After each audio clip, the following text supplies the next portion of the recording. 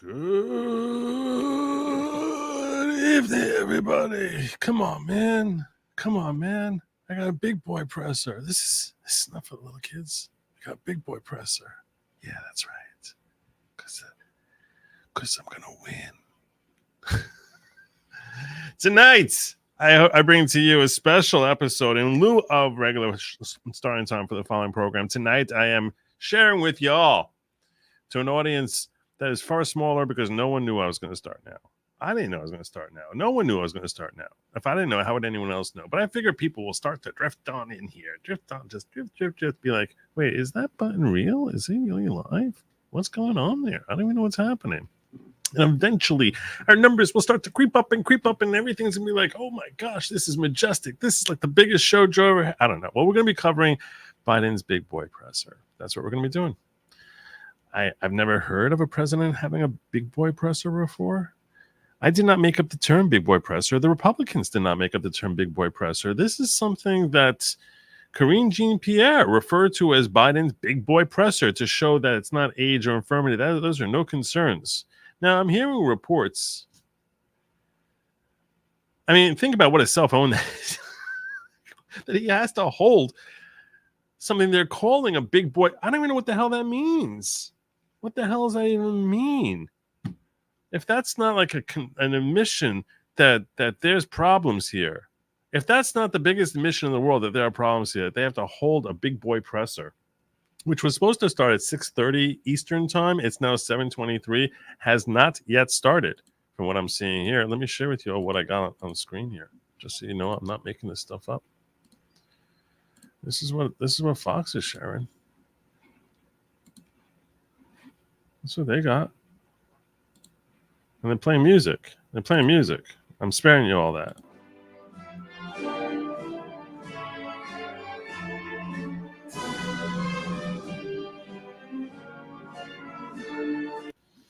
Yeah, apparently people tell me about this big Putin gap. I don't know. I didn't see the Putin gaffe. It's trending all over.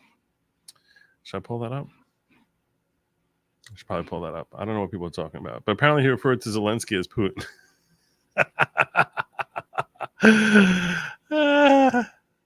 The day he's trying to show how fit he is, how mentally competent he is. And he is. He should keep running. Don't drop out. Don't drop out, Joey boy. Don't leave us hanging. Best place to watch Big Guy Presser. He'll be here tomorrow. God bless you, Pam. It's a whole different feel when I'm streaming one-on-one talking to you guys than when I'm sitting on a panel. It's not even like the same thing. Like, I don't feel like I'm on myself on these panels. I know people like me on the panel. I don't know. I don't feel like I'm on myself. I feel like I'm not very much not myself. And I'm trying to like punch past it, but I don't feel like I'm on myself. I don't feel it. And then especially at the end of the day, when I'm starting to feel like really tired from like streaming all day, I'm just like, oh, let these guys carry it. Let them carry it. But then it gets quiet and I'm like, I don't even know what we're doing now at this point. I don't know what's happening. But what I do know is this. Biden's big boy presser. Such a joke. God, what a joke.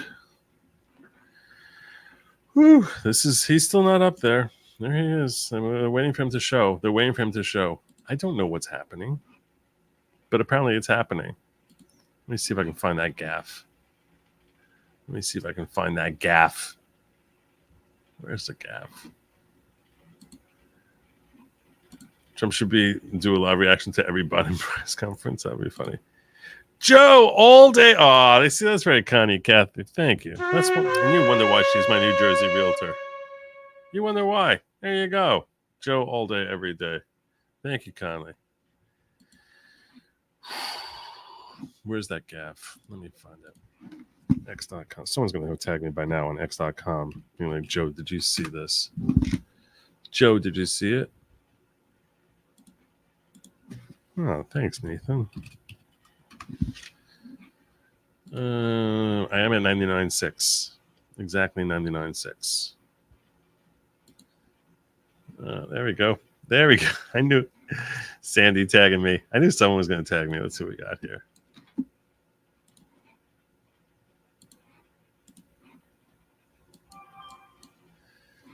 Give us the news, Joey. And now I want to hand it over to the president of Ukraine, who has as much courage as he has determination. Ladies and gentlemen, President Putin. President Putin. He's going to beat President Putin. President Zelensky. I'm so focused on beating Putin, we got to worry about it. Anyway, I think that was appropriate. Mr. President, I'm better. you are a hell of a lot better. Thank you so much, Mr. President. Thank you very much. Oh my God! Oh my God! How many compliments did he give to Putin? Over to the president of Ukraine, who has as much courage as he has determination. And apparently, he's also now the president of Ukraine. Courage, determination. Ladies and gentlemen, President Putin. President Putin. There you go. There you go. Very well said. I don't know why people think that's a gaffe. I think he probably is the president of Ukraine by now. Oh my gosh. Am I late? I am late. We're going to go back a little bit. We're going to go back. He just got up there. We really are just like 30 seconds late. Perfect time to bring him up here. Let's go, Joey. Let's go. Distinguished guests, the President of the United States, Joe Biden. Joe Biden. Joe. Hey, buddy. Hey, buddy. Thank you. Please be seated. Thank you. Well, good evening. We just concluded this year's NATO summit, and the consensus among the members was it was a great success. It was especially momentous because it represented the 75th year, the most important military defense alliance in the world's history of the world. We should never forget that NATO grew out of the wreckage of World War II. And it's no longer necessary. War in history. The idea was to create an alliance of free and democratic nations that would commit themselves to a compact of collective defense.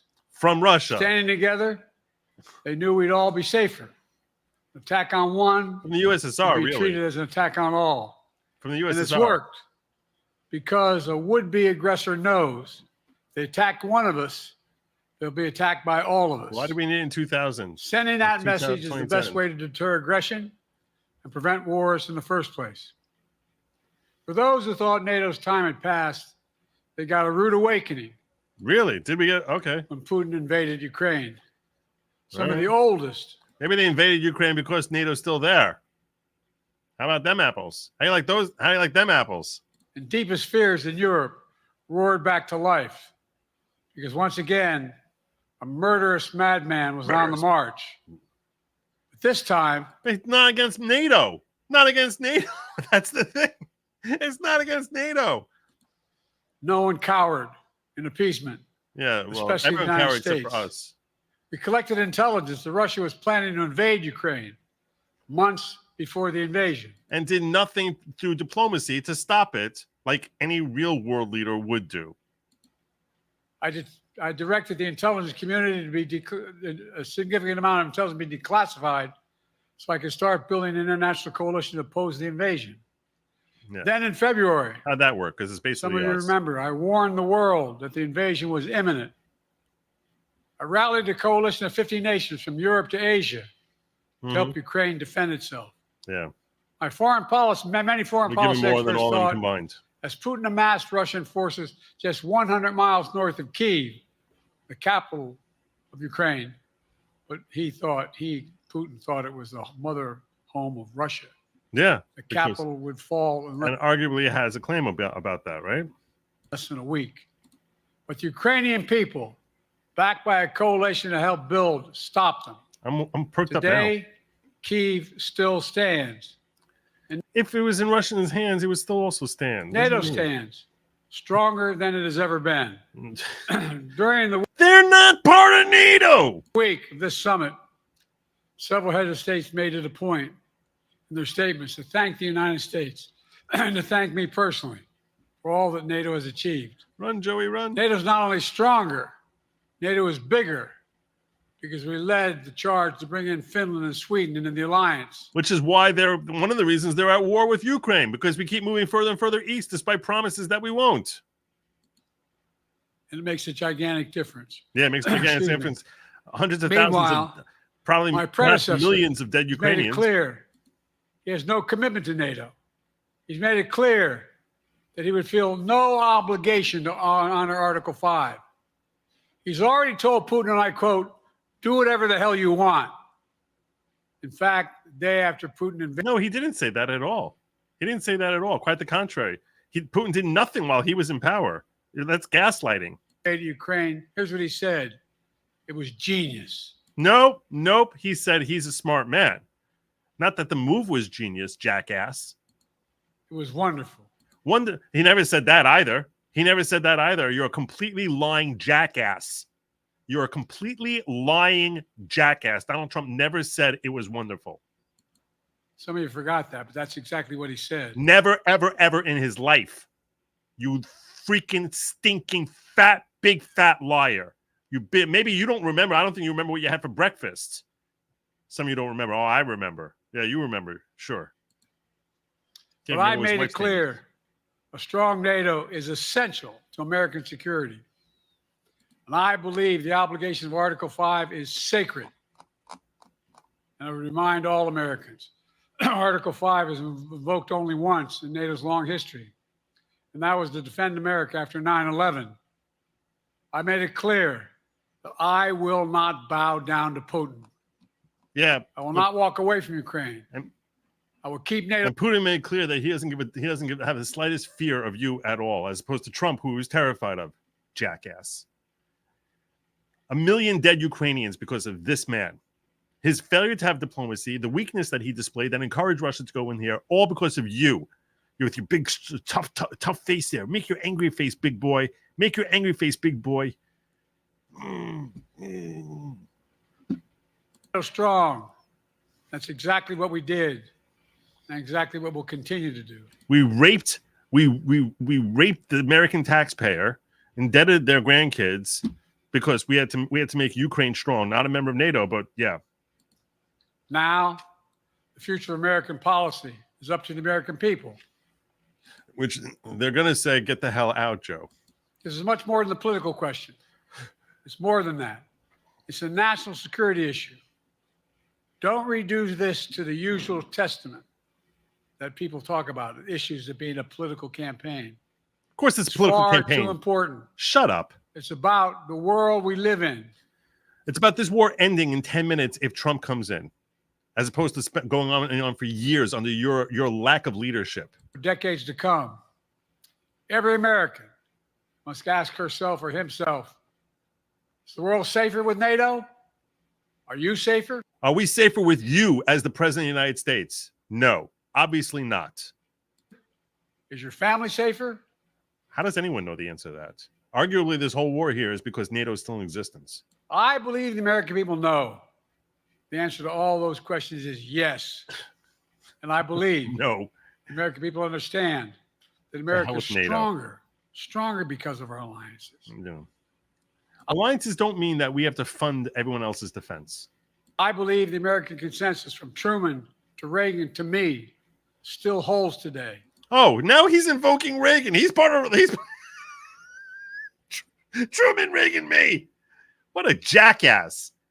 What's the hubris on this Adderall freaking demented person? America cannot retreat from the world. We must lead the world. We're an indispensable nation, as Madeleine Albright wrote. Now let me turn to 3 other key issues.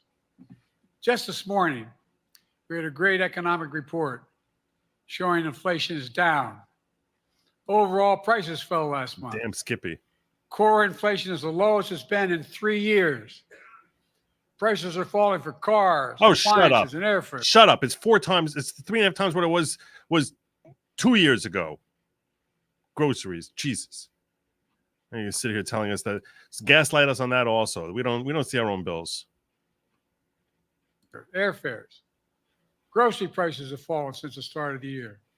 We're going to keep working to take down corporate greed to bring those prices down further. Meanwhile, Trump's calling for a 10% tariff on everything Americans buy, including food from overseas, vegetables, Because you don't care about being produced here in America. and other necessities. So what you care about, you care about the rest of the world us more than you care about that Americans. would cost the average American working family another $2,500 a year. It's a tax of $2,500 a year. My monthly bills are $2,500 a year higher because of you, idiot. Monthly. Second, our efforts to secure the border, southern border, is working. After Trump killed the bipartisan effort to secure the border, Republicans and Democrats had worked on. No, that bipartisan bill that you want to put in there mandated that our borders stay open always. Always. When it's overrun, we have to allow in 40,000 illegal aliens every month.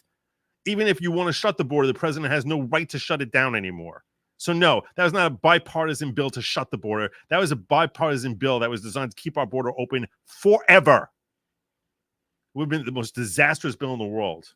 Because he thought it would benefit me and make him a loser. No, you're a loser. You are. No one needs to make you a loser.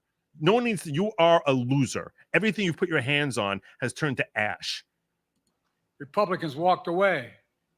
So I took executive action last month. Yeah. Executive action. Is that including like we stopped Texas from trying to close down the border? What about that? What about that, you gaslighting jackass? Consequence, working with Mexico, border encounters have gone down over 50%. The current level. Yeah, classic Democrat crap.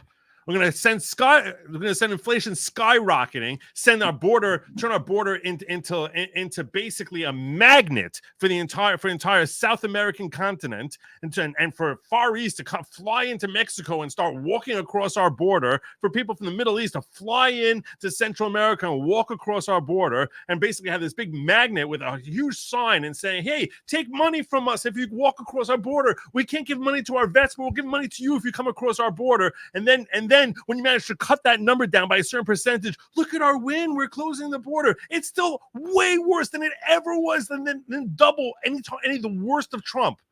But we're fighting it. We're fighting it. You lie. It's election year. We're fighting it. Shut up. Shut up. You suck. Everything about you sucks. Is lower today than when Trump left office. Third, for months, the United States has been working to secure a ceasefire in Gaza, to bring the hostages home, to create a path. The whole invasion from Gaza never would have happened if they didn't steal this election. Never would have happened. Zero chance. They got the money from Iran because this jackass said, "Hey, let's give this terrorist nation billions of dollars that they can funnel into their proxy army in Gaza." Jackass. Peace and stability in the Middle East. Peace and stability in the Middle East. 6 weeks ago, peace will come when you're dead. I laid out a detailed plan in writing. It was endorsed by the UN Security Council, the G7. That framework is now agreed on by both Israel and Hamas. So I sent my team to the region to hammer out the details. These are difficult, complex issues. There's still gaps to close. We're making progress. The trend is positive, and I'm determined to get this deal done and bring an end to this war, which should end now. Yeah, never should have started. Let me conclude where I began. We're the United States of America. We are the indispensable nation. Yeah. Our leadership matters. Our partnerships matter. Our citizens don't. This moment matters. We must rise to meet it. With that, I'll take your questions. I've been given a list of people to call on here. A list of people who are pre-approved that I can call on. Who are going to ask me questions about ice cream. Reuters, Jeff Mason.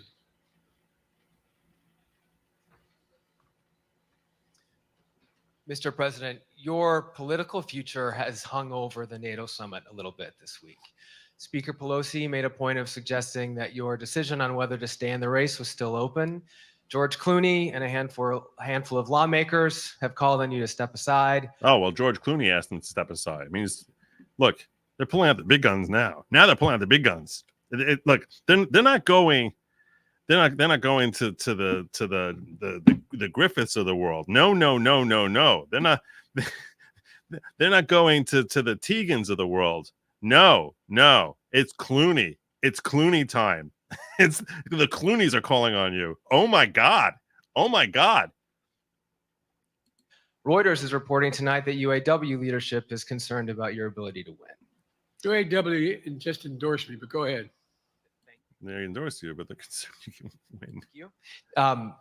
My question for you is, how are you incorporating these developments into your decision to stay?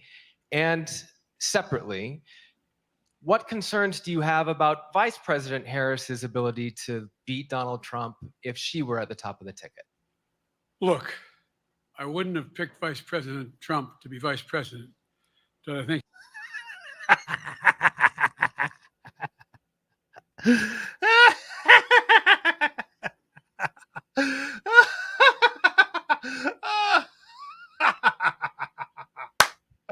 Vice President Trump.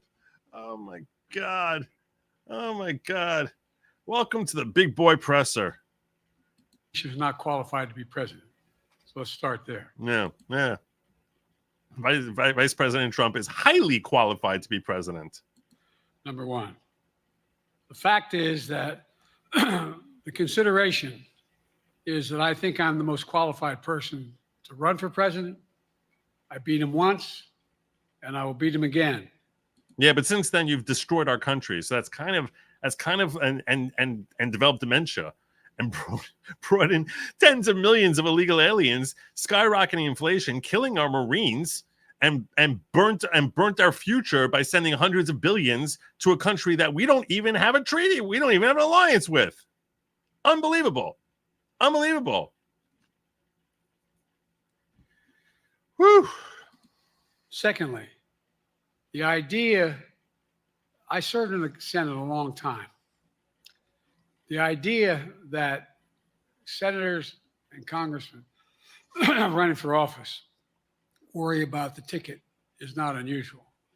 And I might add, there are at least 5 presidents running or incumbent presidents who had lower numbers than I have now. Lower numbers than I have Later in the campaign. now. So it's a long way. Lower numbers than I have now. Where's your 9-year-old daughter? Where is she? I'm here to greet your 9-year-old daughter.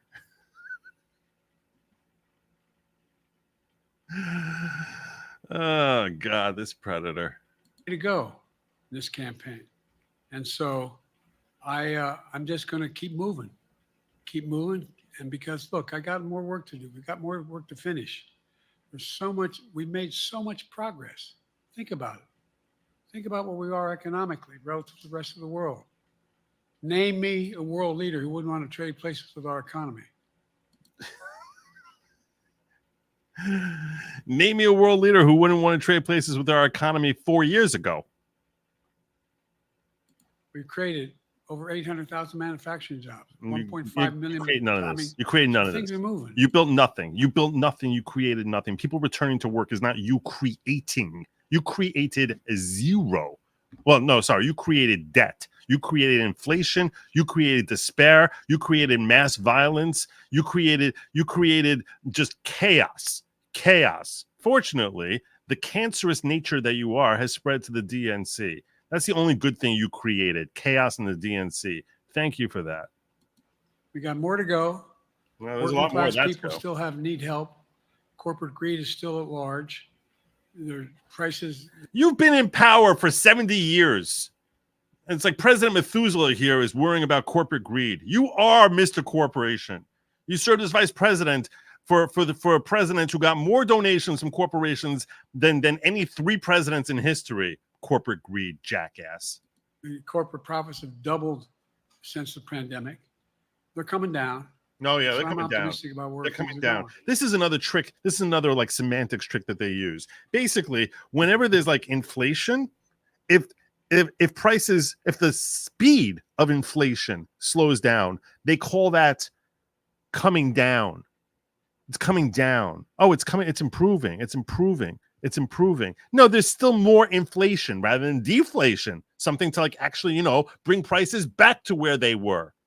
That would be coming back down. Not that the breakneck speed of inflation is now only blindingly fast as opposed to skull-shattering fast. Unbelievable. We're racing along with inflation beforehand, crashing our heads through one barricade of concrete after another. And now it's like, oh, okay, instead of inflation working at the speed of light, it's only the speed of sound.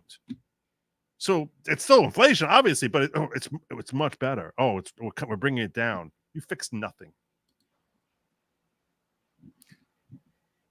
Danny Kemp, AFP. Thanks. Thank you, Mr. President. I wanted to ask you about your, you mixed up Presidents Zelensky and Putin earlier today. And you now have sort of your key allies, including the British Prime Minister, the President of France, the German Chancellor having to step in and make excuses for you on that. Officials here are saying off the record that your decline has become noticeable. Hasn't this now, frankly, become damaging for America's standing in the world? Thank you. Did you see any damage to our standing by leading this conference? Have you seen a more successful conference? What makes it? How are you judging success? What are you judging success? Because we see failure after failure. What do you think? What do you think? And the Putin piece, I was talking about Putin, and I said, and now, welcome to the following, Ginger. at the very end, I said, here, I mean, I will tell you, Ginger, you might be new to the following. Because it's normally the following program. Followers become members of the following. So you might be new. And if you are, I just want to make clear to you, I am not the leader of the following. Following is just a group of like-minded individuals who are concerned about personal growth and engaging in community, unity, and some leadership training in order to attain that personal growth. But it's not at all a cult type of cult. Putin, I said, no, I'm sorry, Zelensky. And then my blood pressure is fine. Guys, the idea anybody suggests that we haven't had an incredibly successful conference. How many times did you hear in that conference? What? I know it sounds too self-serving, but what makes it a other successful? leaders, heads of state, in thanking me, saying the reason we're together is because of Biden. Oh, sure. Because Biden did the following. What? What did you do? Look, folks, What did you do? Well, what were the accomplishments of this conference? I thought it was mostly. It's like just more gaslighting after more gaslighting. I don't even know where. It's like he stopped drilling. I wonder where he gets all the gas for his gaslighting. Successful conference I've attended in a long time, and find me a world leader who didn't think it was. Next one. Nancy Cordes, CBS. Thank you, Mr. President. You mentioned other Thank you, instances in history where presidents have faced a challenge, but what makes this moment in history so unique is that it is not your enemies who are calling on you to reconsider your decision to stay in the race. It's your friends, supporters, people who think you've done a great job over the past 4 years. All 7 of them. Have you spent time thinking about what it would mean for your legacy, which you've worked decades to? Legacy? His legacy is that he has enriched himself and his family by taking advantage of the American people. His legacy is 13 dead Marines and 38 injured Marines in Afghanistan in a disastrous pullout because the dude has no idea how to run any sort of foreign affairs. His legacy is 1 million dead Ukrainians that he calls winning the war in Russia. His legacy is 20 million illegal aliens streaming into our country. This is more than the population of the vast majority of the states in our country have come. A larger number of illegal aliens than have come across our border during this jackass's 3.5 years than are populating like 40 out of our 50 states. I mean, that's his legacy. His legacy is skyrocketing inflation. His legacy is a son who's a cokehead who's leaving his coke around in the White House and trying to figure out how do we make this story go away. His legacy is dementia. His legacy is self-enrichment. Is holding Burisma hostage, taking millions of dollars for his family. That's his legacy. His legacy is getting to bed with China and never holding them accountable for anything. His legacy is forcing Americans to take whatever new new incidental. Let's come up with a brand new thing that we can force you to bam, bam, bam that I can't even talk about on YouTube. And compelling people to do this, even if it wasn't in their best interest, lying to them about it. His legacy is the worst abuse of First Amendment freedoms in the history of this country, according to federal court judge Terry Dowdy. That's his legacy. So what legacy is he trying to protect? You tell me. I want to know what's the legacy that, oh my God, his legacy is in jeopardy.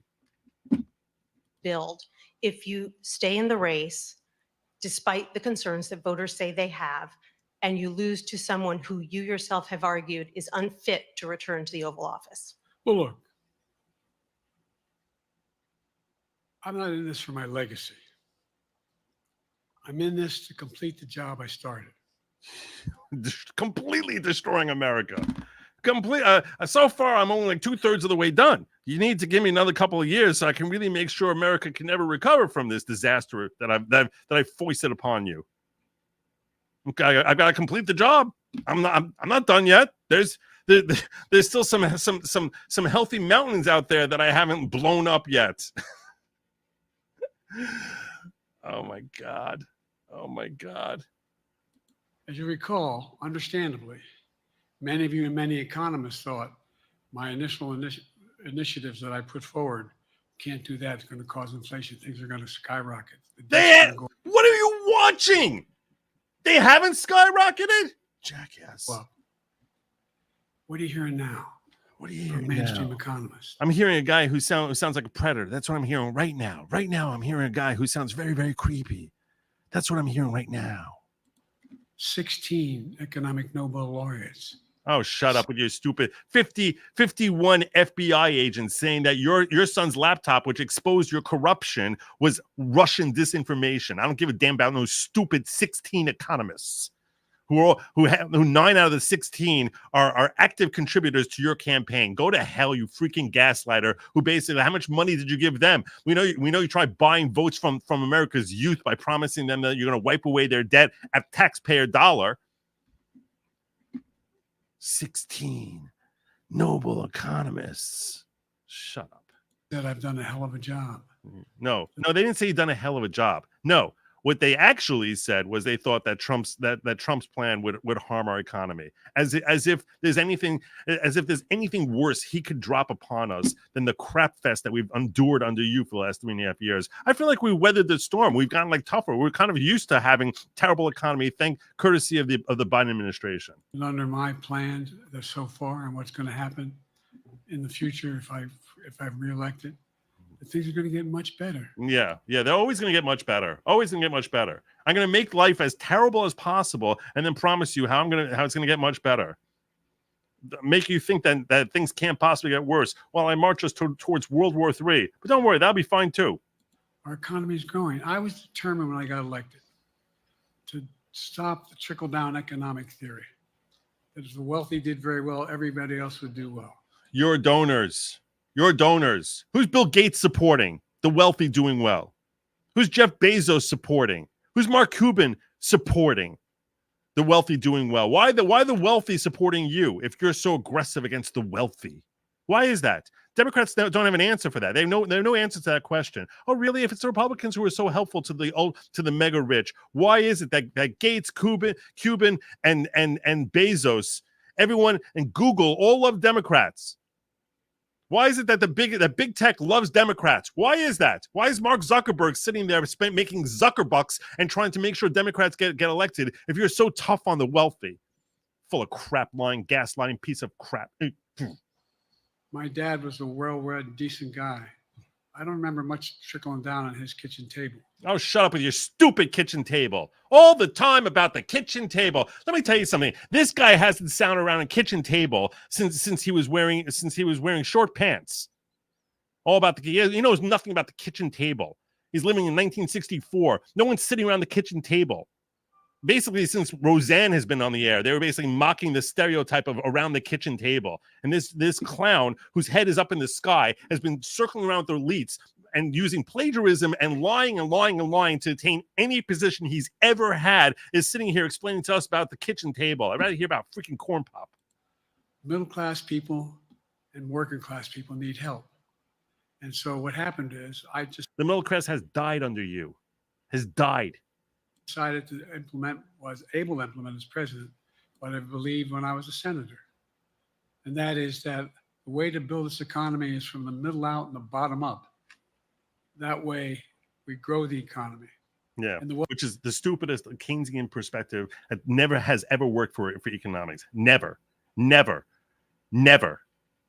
I'm not saying to feed the rich money, but this concept, what the democratic answer to everything is tax the rich, their fair share, which, by the way, fair is such an amorphous term that there is no, whatever number they would increase it up to, which they never do, whatever number they would jack that up to, that's still not their fair share. You can always say that's still not fair. It's still not fair. It's still not fair. So they use words that sound so virtuous that don't mean anything. Nothing. It means nothing at all. And they also know that none of them are paying taxes. None of them are paying income taxes. All of them have different ways of bringing in money to support themselves in their lavish lifestyles, which have nothing to do with income taxes. You think that Elon Musk bringing in billions of dollars a year, that he takes home a paycheck of like $2 billion, $10 billion, $20 billion a year? What they do is they live in debt. They borrow against their assets they have, the soft assets that they have. So what they do is they basically take out tons of loans against their own stocks and say, hey, I'm holding $50 billion worth of stock. I'm going to use that as collateral, take out loan, and then basically pay off these loans. So I'm not taking income. And you're sitting here, we're going to jack up income tax to make these ultra rich people pay their fair share. They're not going to pay a single extra penny, no matter how much you raise taxes. The ultra rich, and that's why they keep supporting you, and that's why your lies and gaslighting about how I'm going to make the rich pay their fair share, tax the rich, ultimately ends up coming out of the middle class. wealthy still do very well. They do fine. And guess what? Find me an economist, mainstream economist, who said we haven't done well. What have we not done? Nice, fella. Right now? And so we got more to do, though. We got to finish the job. And by the way, I come from the corporate state of the world. Delaware has more corporations registered in Delaware than every other state in the nation combined. What does that mean? I'm not anti-corporate, but the corporations know you're not anti-corporate. That's why they keep filling your coffers. corporate profits have doubled since the pandemic. Double. It's time things get back in order a little bit. Okay. It's time, for example, when you jack up taxes on corporations, how does that get paid? Why does that eat up the middle class? You think corporations, they're like, oh, okay, we're going to take less profits. That's what we're going to do. That's what we're going to do. We'll take less profits. No. They just jack up their prices. And middle class, though, the ones who get hurt, the ones who can basically scrape out like, oh, you know what? I think I might be able to afford a new computer this year. I might be able to get a new lease on my car. All these things just cost a lot more because those jacked up taxes get passed on to the consumer. The ultra rich don't care about those higher prices. But tens of thousands, hundreds of thousands, millions of middle class consumers, they're the ones who pay these higher taxes that you're charging these corporations. It's you he hates. if I'm reelected, we're going to make sure that rents are kept at 5% increase. Corporate rents for apartments and the like and homes are limited to 5%. We're going to make a lot of changes that I've been talking about because we're going to continue to grow this economy. And by the way, remember how I got so roundly criticized for being so pro-union, not labor, union. Well, guess what? I've been the most pro-union labor president in history. And they're still saying, yeah, we don't think you can win. Not a joke. And guess what? We had the Treasury Department do a study. When unions do better, everybody does better. No, that's just a reflection. That's a reflection of what happens. It's not that they make it. It's that the result of things doing better is that unions are doing better. That's the secret, okay? Creepy whisperer boy. Everybody does better. And we talk about how, for example, remember when we talked about getting the computer chip industry back in the United States? Used to be 40% of the industry. We invented the chip. 40% of the industry was in the United States. And former presidents decided that the best way to do it is find the cheapest labor in the world, send the product over there and import what the product was. And so what did I do? By the way, I forgot to ring the horn. I'm so used to not ringing the horn when I'm on the panel there. I forgot to ring the horn. So let me just hit up over here and pull up these chats from before. Pam, best place to watch Big Guy Presser. He'll be here tomorrow. Kathy, a realtor in Jersey, saying Joe all day, and also this one here. Wow, Tired Good Logic is on fire. I'm gonna give you a boom for that one. That's the boom. That's the $50 boom. That's what I'm giving you for that one. So I just want to make sure I got that. And also Tilly T, Joe, your blood pressure. Think of your blood pressure. My blood pressure is fine. I appreciate Tilly. I appreciate it. You and Louis support you, not the members. Yeah. I was told not to go over to Europe. I mean, to Asia, including Europe, but Asia. I remember going to South Korea, convincing them to invest $20 billion in the United States to build computer chip factories. And I asked why when they finally decided to do it. And the answer was because you have the safest economy in the world, and you have the best workers in the world. So the whole idea here is we've invested, there's over $50 billion in investment in computer chip manufacturing just coming into being. None of you thought that would happen. None of you thought that would happen. None of you thought that would happen. But it's happening. It's happening. So creepy. It's going to grow economies all through. And by the way, red states and blue states. Matter of fact, there's as much in red states as in blue states. I've made no distinction. So my generic point is that the idea that we can't continue to build and grow the economy, make it fair. Like I said, from my standpoint, when the middle class does well, that's when the whole economy grows. The poor have a shot, the wealthy do well. The wealthy got to start paying their taxes. Does that include Hunter? Does that include Hunter? Should Hunter start paying his taxes? Does that include him? Should he start paying his taxes? They got to start paying. They got to start paying their taxes.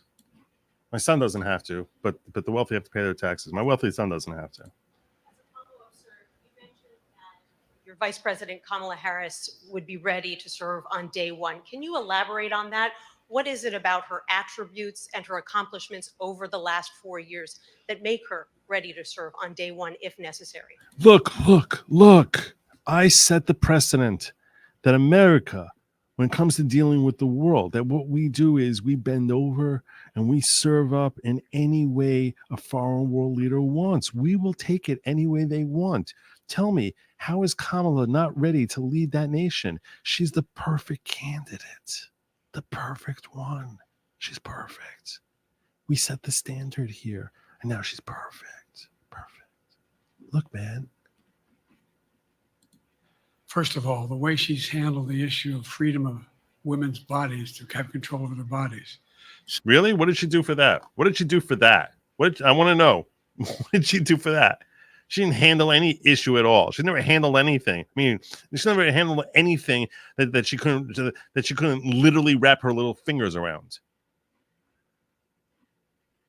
Handled that. Secondly, her ability to handle almost any issue on the board. Really? How about how's the border crisis coming? That's the one thing she was put in charge of, and she didn't even go there.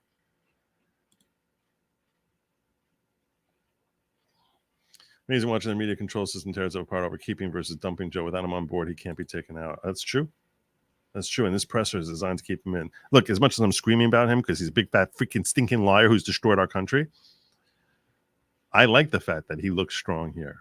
I like the fact that he looks strong because I want him in the race. This was a hell of a prosecutor. She was a first-rate person, and in the Senate, she was really good. Oh, yeah. I wouldn't have picked her unless I thought she was qualified to be president. No, you picked her because you thought she was a black woman, and she didn't even meet those qualifications. From the very beginning. I made no bones about that. Her one qualification was that she was a black woman, and even at that, she failed at because she's not black. But, yeah. She is qualified to be president. That's why I picked her. Felicia Schwartz, Financial Times. Thank you, Mr. President. Presidency is the most straining job in the world, and it's 24/7. How can you say you'll be up for that next year, in 2 years, in 4 years, given the limits you've acknowledged that you have today? The limits I've acknowledged I have. I don't know. I don't There's admit been anything. I'm reporting full that of you've crap. acknowledged that you need to go to bed earlier and your evening around 8. That's not true. Corinne Jean-Pierre lied to you when she said that. Look, what I said was, instead of my every day starting at 7 and going to bed at midnight, it'd be smarter for me to pace myself a little more. And I said, for example, the 8, 7, 6 stuff, instead of starting a fundraiser at 9 o'clock, start at 8 o'clock. People get to go home by 10 o'clock. I can make the blue plate special. That's what I'm talking about. I'm not talking about. And if you look at my schedule since I made that stupid mistake in the campaign in the debate, I mean, 90 minutes of stupid mistakes. my schedule has been full bore. I've done where's Trump been? Riding around in his golf cart, filling out his scorecard before he hits the ball. Did you miss last night? Did you miss last night, or did you forget about it already? I mean, look, he's done virtually nothing. Virtually, really? And I don't know how many. Don't hold me to. You raised roughly 500 20 major events. Someone with thousands of people showing up. And so Some of them with dozens. So I just think it's better. I always have an inclination, whether I was playing sports or doing politics, just to keep going, not stop. I just got to just pace myself a little more. Pace myself. And the next debate, I'm not going to be traveling in the 15 time zones a week before. Anyway, that's what it was about. Mm-hmm. That's what it was about. And by the way, even with that, I love my staff, but they add things. They add things all the time. Very end. I'm catching hell from my wife. For creeping like the Anyway. predator again.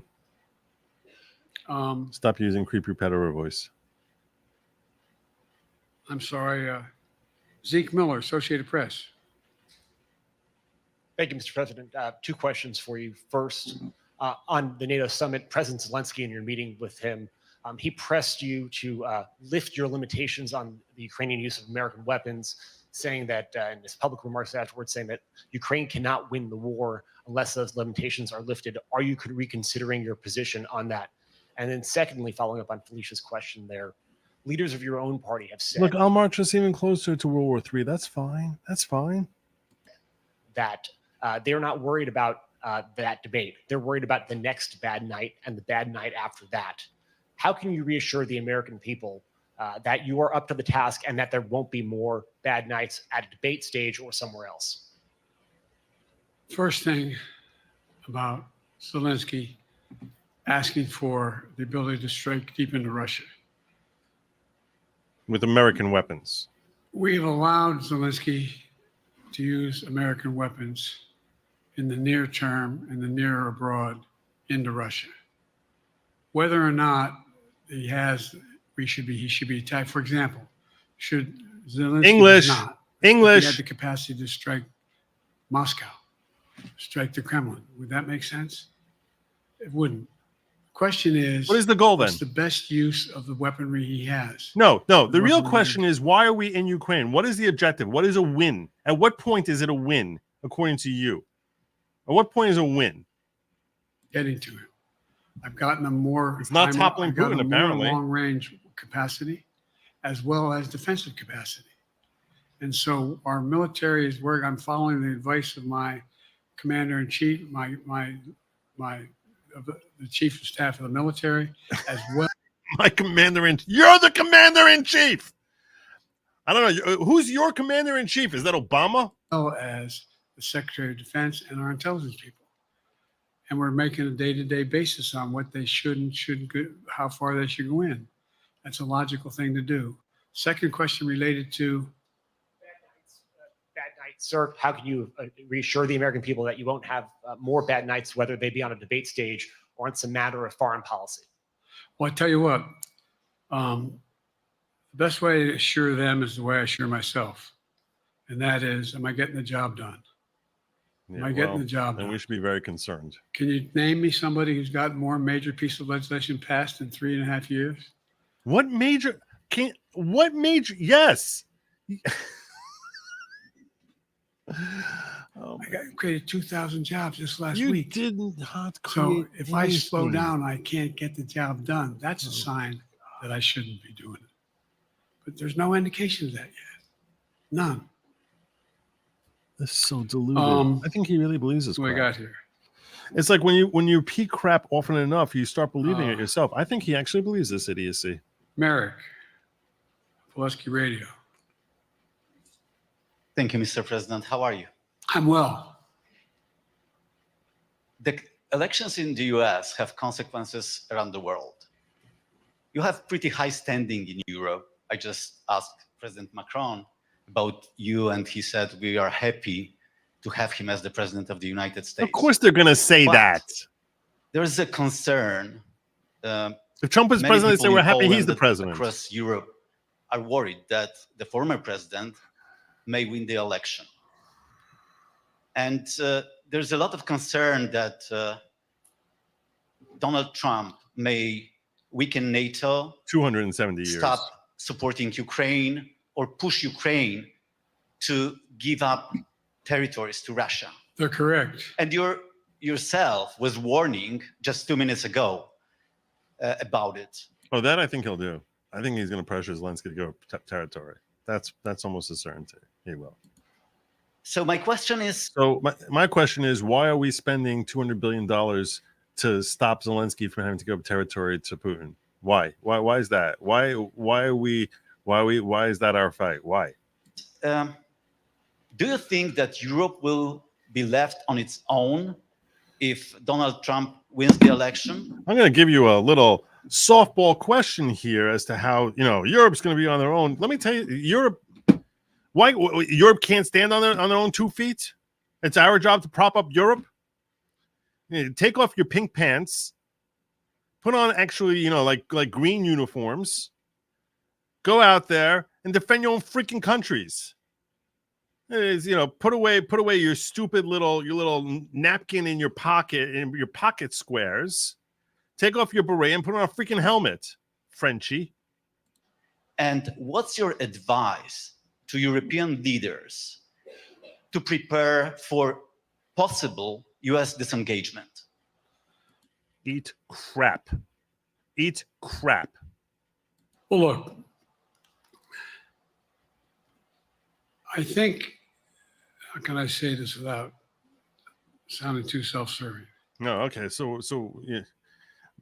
What you need, if you really want to stay safe, France, is you need more trans women leading your armies. That's what you need. You're gonna be fine then. You'll be safe then. I'm not having any of my Maybe. European allies come up to me and say, Joe, don't run. What I hear them say is, you've got to win. You can't let this guy come forward. Yeah. It'd be a disaster. Let me tell you something. If you're an American, you're sitting here worrying about what the rest of the world is thinking about America, that's your first problem. That is your first problem. We should not be seeking a leader who the rest of the world is happy to have America as its patsy. That is the sign that he is feckless, useless. The fact that all these foreign leaders are like, what are we going to do if we can't leech off of America anymore because you're not in control? I mean, I think he said in one of his rallies, don't hold me to this, recently, where NATO, I just learned about NATO or something to that effect. Foreign policy has never been his strong point. And he seems to have an affinity to people who are authoritarian. No new wars under him. You killed 13 of our troops in Afghanistan. Spend billions and basically encouraged foreign countries to go to war on their neighbors. You suck every way imaginable. He knows nothing about it. He knows he's forgotten much more about foreign policy than you've known in your 300 years serving in DC. Authoritarian. That worries, as I tell you, from Poland, that worries Europe. That worries Poland. A little known fact that Biden was one of the dumbest of our founding fathers. And nobody, including the people of Poland, think that if he wins in Ukraine, he's going to stop in Ukraine. Everyone thinks that. Everyone knows that. So this is the worst lie in the world. He's not going into Poland. He's not invading NATO. What I can say is, I think I'm the best. This stupidity, this utter stupidity. Why didn't he go into Poland first? Why is he going to Ukraine? This is so stupid. This is such a blatant lie that I literally question the intellect of any American who actually swallows this crap he's selling right now. I don't understand you, Robin. I don't get it. There is zero evidence that he has any interest, inclination whatsoever into going to any NATO country. And people start saying, well, 80 years ago, Adolf, he started in Poland, and then he kept marching he went into Austria, he started marching everywhere, and then he went into France next. Okay, that was 80 years ago. It was Adolf. Is there any evidence that that's what Putin is? I'm not saying Putin's a good guy. I'm not saying that at all. I don't know. Frankly, I don't know enough about him to tell you he's a good guy or he's the monster that the media loves to play him out to be. Maybe he is the monster. I don't know.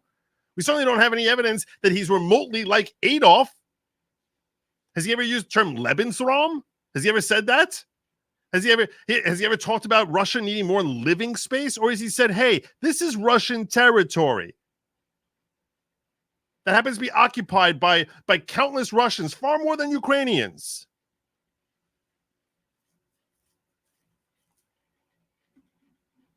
The next thing you know, he's going into France, right?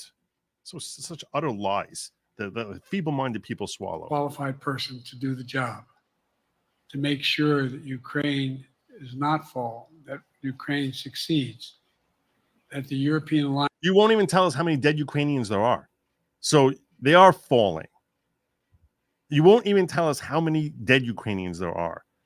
How many dead Ukrainians are there compared to dead Russians? Is it 3-1, 6-1, 12-1? We have no idea. We have no idea. They won't even tell us. That's how disastrous the numbers are. What is a win in Ukraine? Won't tell us that either. Just send them more money, till when? Till we're out of power. And stay strong. You may recall, no one was talking about Finland joining NATO. That was disastrous. I remember talking to Putin right after we got elected. Why are they part of NATO? And he was talking about what we should do. We couldn't be in Eastern Europe, etc. And I said, you're looking for the Finlandization of Ukraine. Did you invite Russia into NATO? Why didn't you invite Russia into NATO? Why not? Why wouldn't you do that? Like global harmony. Oh no, we have to keep up our enemies. Why would you not invite Russians? Did you ever invite them into NATO? No, because you're not a diplomat. You don't care about peace. You care about his power. Because you can get the NATOization of Finland. And about 4 weeks later, I got a call. No, that's not true. Probably 5 months later, from the president of Finland, could he come and see me? Oh, he's sundowning. In my office. I invited him to the Oval Office. We sat down and talked. He said he wanted to join NATO. Could I help? And I did. It wasn't automatic. And then I got a call from the Swedes. I beg your pardon? You're just making stuff up again. Is that what they're saying? And so Finland joined NATO, 800-mile border. It's a significant, and they were already allies, but they weren't part of NATO. And I think you heard, maybe, I can't recall whether he said it publicly in our closed meeting, but he wouldn't mind it being repeated. He said, we decided in Finland, the people of Finland decided they had to be part of NATO. Yeah. It was in our interest. Yeah, because of the joint ability. No, because we want to suck from the teeth of the American dollar. Attack on Finland. Of course, everyone would want to be part of NATO. Of course. Why wouldn't they? It just means they don't have to pay for defense. That's all. America will pick up the tab. Oh, we want to be part of NATO. Well, good morning. That's wonderful. That's just fabulous. That's really fabulous. Wow, I really hope Uruguay agrees to be part of NATO. Wow, you heard Uruguay. Uruguay wants to be part of NATO. Ooh. We're going to get Panama in. Maybe we can talk Panama into it. Maybe we get Panama. You think we get Panama? And the same thing with Sweden. It took a lot of selling to some folks, particularly in Turkey and other places, to agree to the expansion. But it expanded. And we're a hell of a lot stronger because of it. We're more We're not secure stronger. because- No, we're not more And secure. by the way, We're broker. That's I was it. able to get 50 other nations, Oh, Jesus. 50 Oh, my to God. support Ukraine. 50. How much money did they give? How much money did they give? Or are they just morphing their stupid flags into looking with the stupid Ukrainian swastika? We're able to bring about a coalition of Europe and Asia, Japan and South Korea. We talked about AUKUS, and we talked about the relationship between Australia, New Zealand, Japan, South Korea, the United States. We're making the world safer and stronger No, you make it safer. Then why not make peace with your enemies, jackass? because we have to deal with the new arrangement that exists in the world. The Cold War is over. The post-war era is over. Yeah, the hot war is coming under Joe Biden. Cold War is over. Time for the hot water. Hot war. If the Cold War is over, why do we have NATO? What is going to replace it? And I respectfully suggest I have a pretty good idea what that should be. No, you have no idea. I've convinced a lot of people to follow it. We're just going to get stronger. Yeah, I gave them your money to convince them. David Sanger. Where's it? Thank you, Mr. President. Be nice, David. Mr. President, the NATO Peter declaration that was issued yesterday was very notable because it described China as a decisive enabler of the war in Ukraine for its provision of critical goods to the Russians. That's part of a broader partnership that seems to have cemented in place in the past 2 or 3 years. I think one Biden hates Russia. The only good Russians are the ones who are paying millions of dollars to his son. that you were a little bit doubtful of when we asked you about it some time ago. So I'd be interested to know whether you have a strategy now of trying to interrupt the partnership between China and Russia. That should have happened when Russian troops were amassing on the border of Ukraine. That's exactly when you should have driven a wedge between them by working something out with Russia, which was 30 years overdue. And whether or not in a second term What's with that face you he's would got? pursue that, if you could Looks like describe he that soiled strategy himself. to us. And along the way, could you also tell us whether you think, just to follow up on Felicia's question, that if you were in a room with Vladimir Putin again, the way you were 3 years ago, or with President Xi, that a few years from now you will be able to go negotiate with them, handle them one-on-one?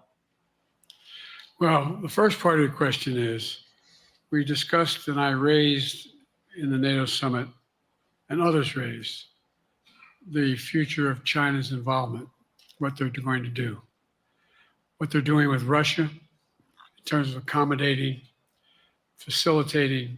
They're getting access to additional. They're not supplying weapons themselves. They're supplying mechanisms for them to be able to get weapons. And China's position is basically, and I've spent more time with Xi Jinping than any world leader has, over 90 hours since being vice president all the way through, for real. For real, And by the way, 90? I handed Over all the my last notes. 40 years, 90 But hours? my point is that And that doesn't count. That doesn't count all the time that we spent negotiating my family's personal deals with President Xi.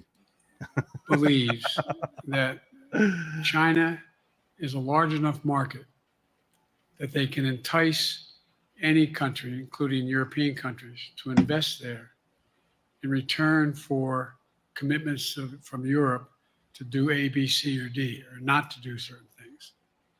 What's happened is, By the way, I'm going to ask you all to please like, share, subscribe, do all that good stuff. I'm at 99,600, and I dare well say, at the risk of being immodest, that this is the best damn coverage of any press conference in the history of press conferences.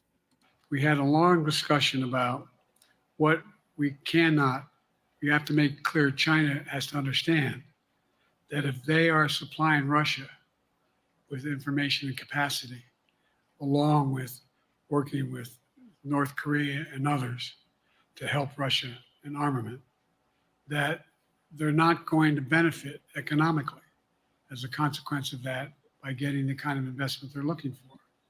And so, for example, we're in a situation where we've reestablished direct contact with China after that. Remember the balloon, quote unquote, going down? All of a sudden, thing came to an end. Well, we set up a new mechanism. There's a Do we direct fire it line on Chinese between balloons? Xi and me, Yeah. and our military has direct access to one another, and they contact one another. Yeah, We have problems. Somehow they made it all the way into The Portland. issue is that you But have to make we sure stopped it then.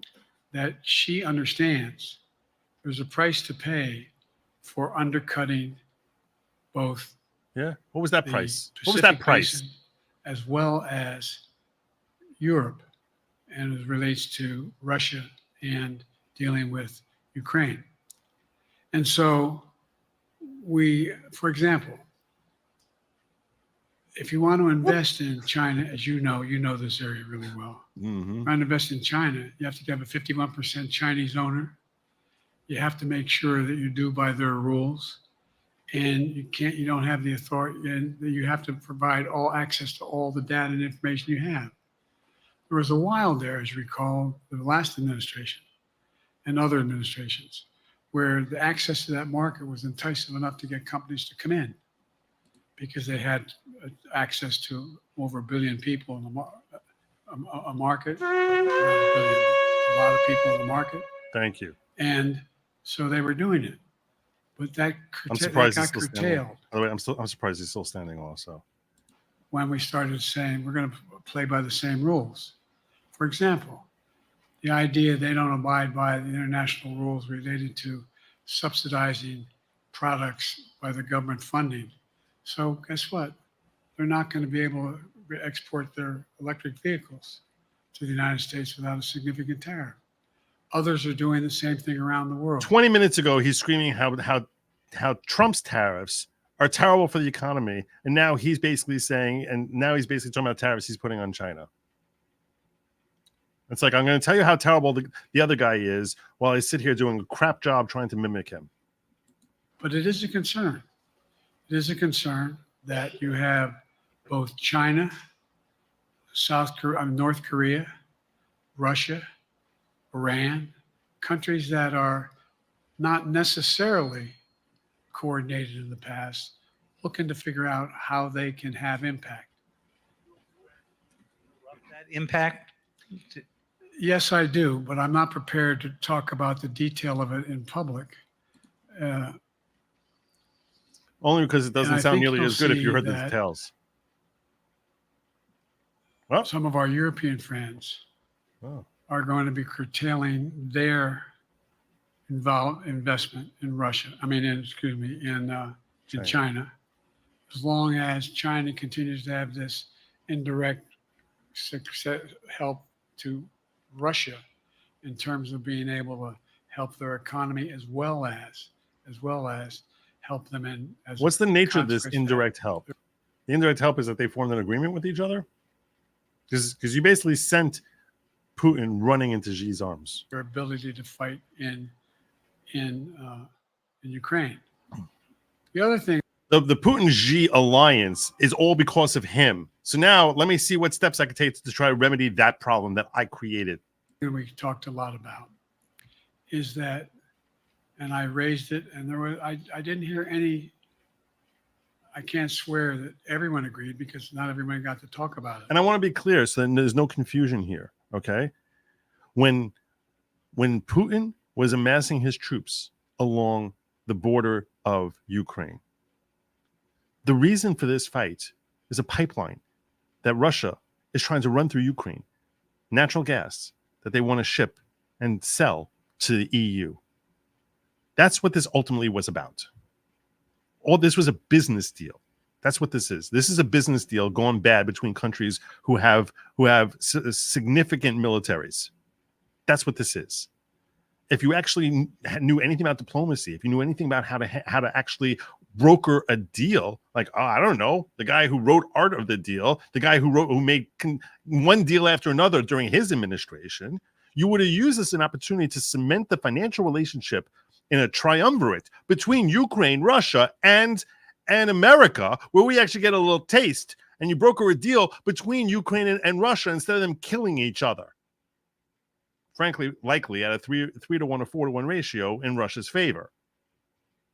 So you work a deal. That's what you do. And you know what that does? It means he doesn't go running to Xi. Instead, he starts forming a healthy relationship with us. Instead of us building up more and more arms, like we're still in the middle of the 1980s with an arms race with Russia, even though it's not the USSR anymore, but we're still going to keep building up more and more arms and more military and more alliances against the big, evil, powerful Russia. You actually would have worked with them. None of this crap fest would have happened. Millions of people would be alive who are dead now because he could not broker a deal. And a relationship has now been cemented between Xi and Putin because he could not work a deal. But he's going to talk to us about all the remedies he's going to have to try and stop Xi. I'm going to use what remedies are they? I'm going to use my predecessor's methods of tariffs. Great job. Oh, brilliant. Oh, you're remarkable. Best administration ever. But we need a new industrial policy in the West.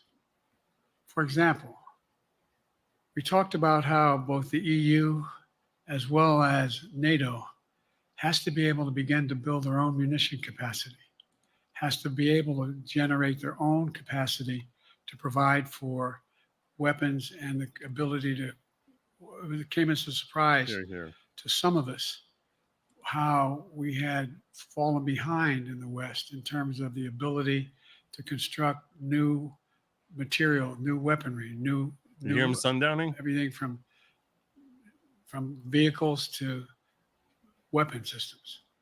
And so when he starts talking like this, it's a cue to the Ryan Seacrest they have off stage with him that it's time to get the giant cane so they can pull him off soon.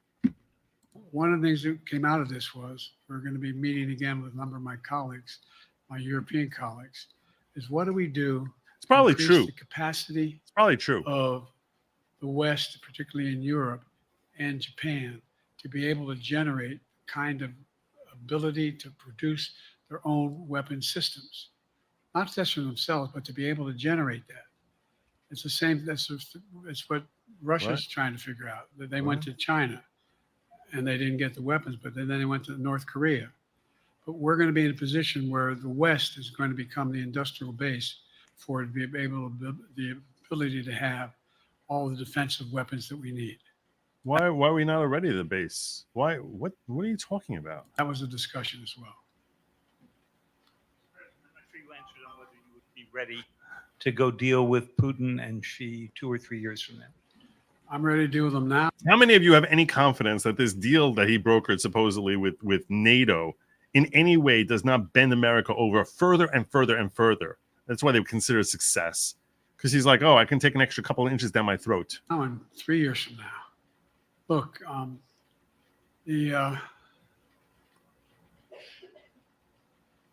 like I said, I'm dealing with Xi right now and direct contact with him. I have no good reason to talk to Putin right now. There's not much that he is prepared to do in terms of accommodating any change in his behavior. And but there isn't any world leader I'm not prepared to deal with. But it's the most successful deal ever. The point is Putin ready to talk? I'm not ready to talk to Putin unless Putin's ready to change his behavior. And the idea, look, Putin's got a problem. Really? What's the problem? First of all, too many dead Ukrainians in his way. In this war that he is supposedly have won. And by the way, I think, don't hold me to the exact number, but I think the Russia had 17.3% of Ukraine that they've conquered. Now it's 17.4. I mean, in terms of percentage of territory. They've not been very successful. They've caused horrible damage, lost. Like nearly a fifth of the country is a failure. Oh, okay. That's like saying if we lost the entire West Coast, if we lost California, Oregon, and Washington, that's really not too bad. It's pretty good. It's pretty good. Frankly, I mean, objectively, it could be true. Of life, but they've also lost over 350,000 troops. How many dead Ukrainians? Someone ask him. How many dead Ukrainians are there? particularly young people with technical capability. Here's the thing, Russia historically, you know how they win wars? It wasn't always it was never with technology. They would throw bodies, one body after another, after another, after another, after another, after another. Russia's never worried about dead soldiers. Never. Leaving Russia because they see no future there. Well, They've got a problem. But what they do have control of is they are very good at controlling and running the public outcry that relates to how they use mechanisms to communicate with people. They lie like hell to the constituencies. They lie like hell about what's going on. And so the idea that we're going to be able to fundamentally change Russia in the near term is not likely. But they literally invented scorched earth, where they would retreat, lose bodies, and just retreat and burn the earth. That's the the origin of the term scorched earth, comes from them. That they're like, we're not going to leave over any supplies behind. We know we're retreating. We know we're getting our butts kicked, but as you come deeper and deeper into our country, your battle lines are going to get thinner and thinner, and the winters get colder and colder, and your supply lines are going to basically be wearing down, and eventually that's when we'll bash your heads in. One thing for certain, if we allow Russia to succeed in Ukraine, they're not stopping in Ukraine. One thing is certain is they definitely are stopping in Ukraine. Worst lie ever. What is your evidence of that? Where's your tactical proof of this? After they moved in, what it was all about in Kyiv. It wasn't about just. I thought Kyiv's still standing. Didn't you start this off with Kyiv's still? Hey, and never forget, Kyiv's still standing. Now he's talking about after Kyiv was conquered. The objective is. No one knows what the hell's happening in Ukraine. And anyway, but so I think that I'm prepared to talk to any leader who wants to talk, including if Putin called me and wanted to talk. Last time I talked to Putin was trying to get him to work on an arms control agreement related to nuclear weapons in space. That didn't go very far. Oh, surprise, surprise. So my point is, when the king of diplomacy, Joe Biden, was talking, it didn't go very far. There is an inclination on the part of the Chinese to keep in contact with me. I mentioned it twice. They're not sure where this all goes. And look what's happened in Asia. We have strengthened the Asian Pacific area more than anybody else has. We just put together today, I asked our NATO allies that we bring on the group from the South Pacific, Australia, New Zealand, Japan, Australia. I already mentioned Australia. You think? We all know you'd said it. It's nice that you actually realized that. What about Japan? Did you get Japan in also? Did you get Japan? Yeah. And I met twice now, I think, with the 14 leaders of the Pacific Island nations. And we've slowed down what's going on there. We've slowed down China's reach. But there's a lot of work to do. This is a moving target. And I don't take it lightly. Sam from NPR. Thank you, Mr. President. Asma Khalid with NPR. I have two questions. Sam with NPR. Asma Khalid.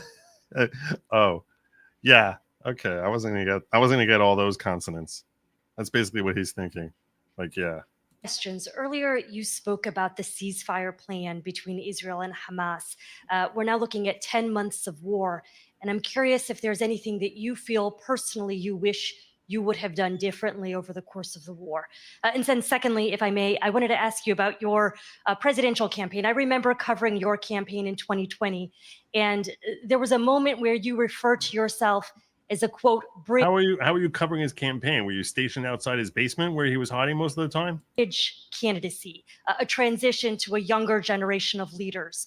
I want to understand what changed. Two things. Let's go back to when you talked about would I have changed anything that's happening with Israel and the Palestinians and the Palestinian movement. The answer is, as you recall, from the very beginning, I went to Israel, but I also got immediate contact with al-Sisi in Egypt. I met with the King of Jordan. I met with most of the Arab leaders to Great job get so a far. consensus going as to what had to be done to deal with getting more aid and food and To fix that problem that I created when I gave billions to Iran for reasons no one understands. medicine into the Gaza Strip. And we pushed it really hard. And Israel occasionally was less than cooperative, number one. The Israeli War Yeah. Cabinet, I've been dealing with Israel since Golda Meir. I've saw some of the reporters around here cover me all the time have heard me say this. The last Oh, this is the part of his speech where he introduces some new made-up story about some historical world leader that he had some amazing interaction with. I'm not sure if this Golda Meir one is going to somehow bridge into him marching in Selma or other BS stories, but it's time for him to tell you war stories that any fact checker will look up in 3 seconds and say it's a complete and total lie and pretend that he's just sitting here as the bastion of truth and virtue. first time I met with Golda Meir, I sat across from her at her desk, and her assistant was Rabin sitting next to me. That's how far back I go. I know Israel well, and I support Israel. But this war cabinet is one of the most conservative war cabinets in the history of Israel. And there's no ultimate answer other than a two-state solution here. And so what was able to be done in terms of the organization. When has Hamas ever agreed to a two-state solution? Tell us that time, because it's been offered 19 times by Israel. So tell us when that's happened. The plan I put together was it would be a process for a two-state solution. And we get the Arab nations to, particularly from Egypt all the way to Saudi Arabia. Same plan that never worked position ever where they before. would cooperate in the transition so that they could keep the peace in Gaza without Israeli forces staying in Gaza.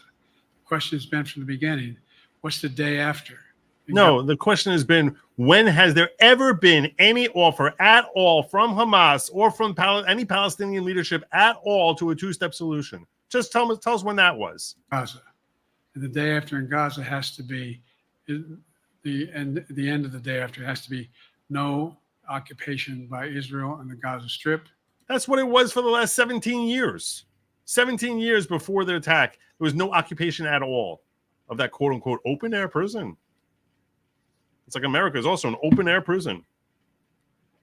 I live in New Jersey. I'm in prison here because if I try driving 700 miles to the east, I'm going to drown. So I'm in a prison too.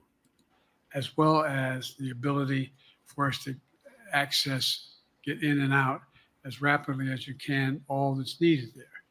I've been disappointed that some of the things that I put forward have not succeeded as well, like the port we attached from Cyprus. I was hopeful that would be more successful.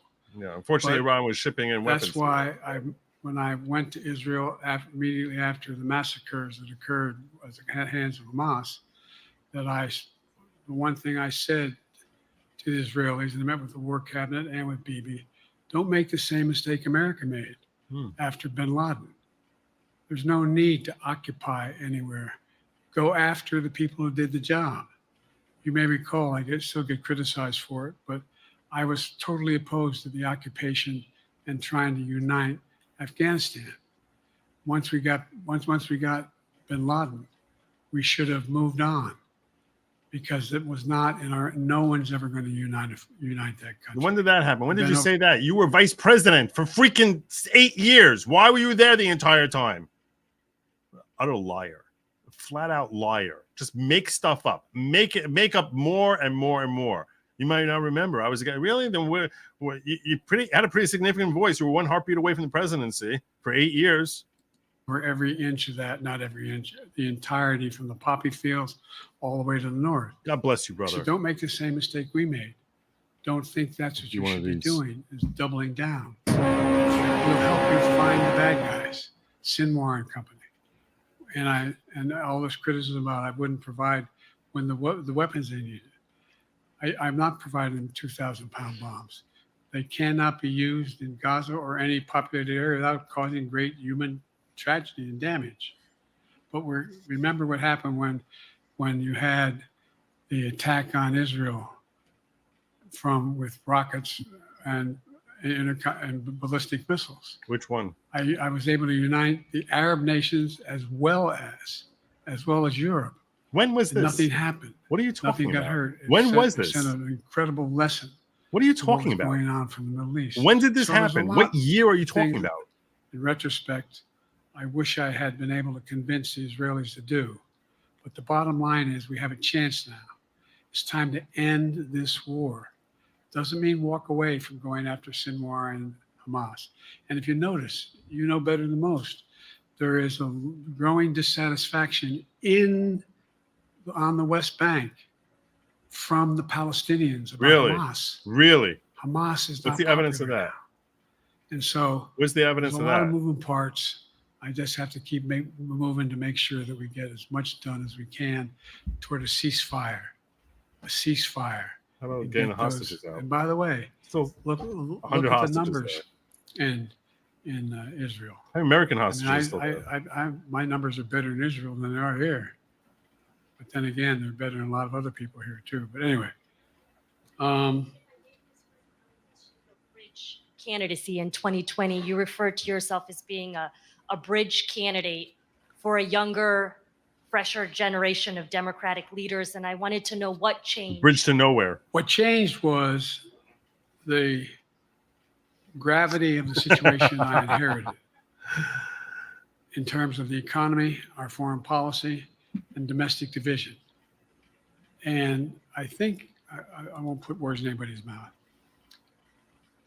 Most presidential historians give me credit for having accomplished more What the hell makes someone a than most presidential any historian? president Oh since my- Johnson and maybe before that. Oh my Get God. major piece of legislation passed. What major pieces of legislation? Literally just gaslighting. Most presidential historians congratulate him for ending World War II and World War I. What are you talking about? And what I realized was my long time in the Senate. Most presidential historians think it's remarkable that he managed to form 3 colonies on the moon on the moon and is projected to get one on Mars before the end of the year. Had equipped me to have the wisdom to know how to deal with the Congress to get things done. We got more major legislation passed that no one thought would happen. And I want to finish it, to get that finished. Unbelievable.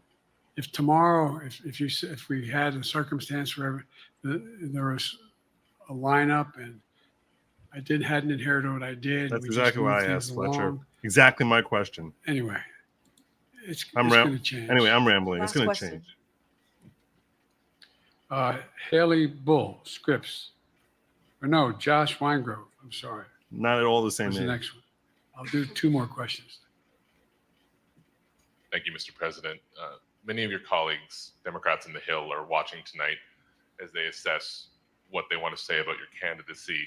I'm wondering how you're thinking of this right now. It seems like your answer is clear, but they're watching how things go tonight, tomorrow in Michigan, next week in Texas and Nevada.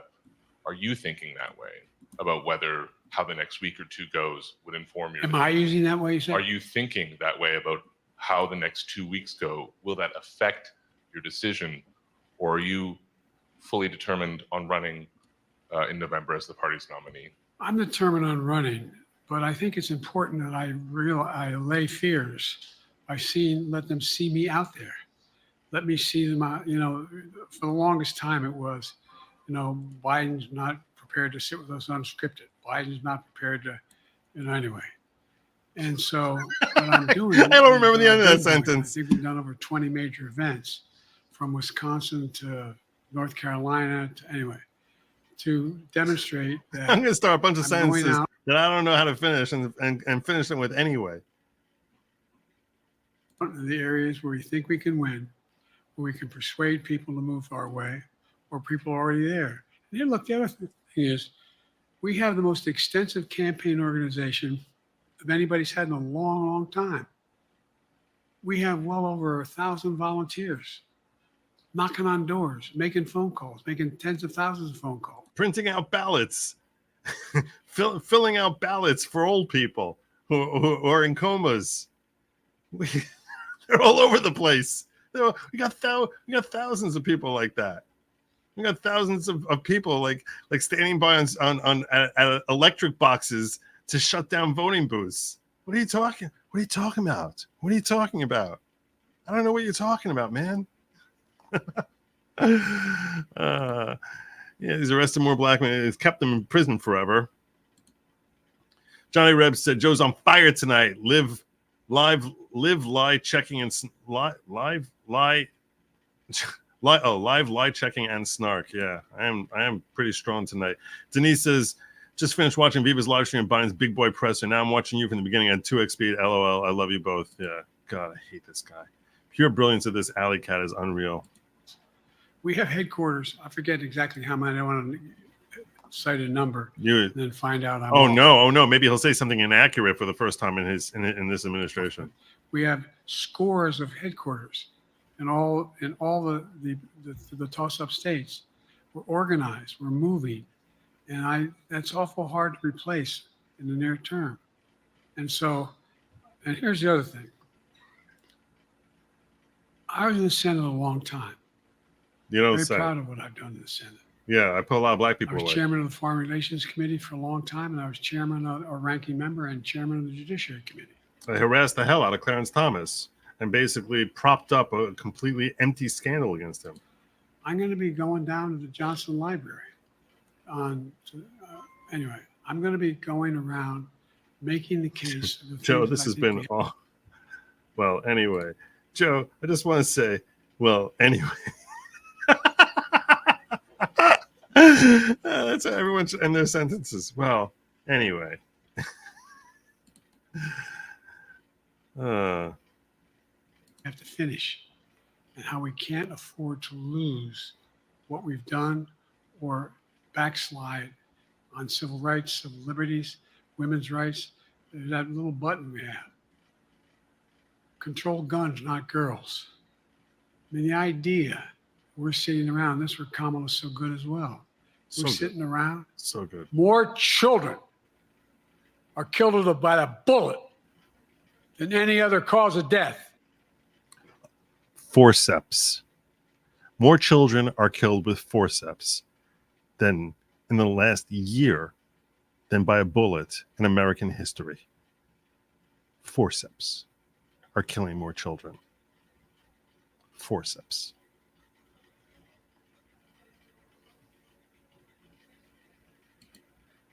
The United States of America.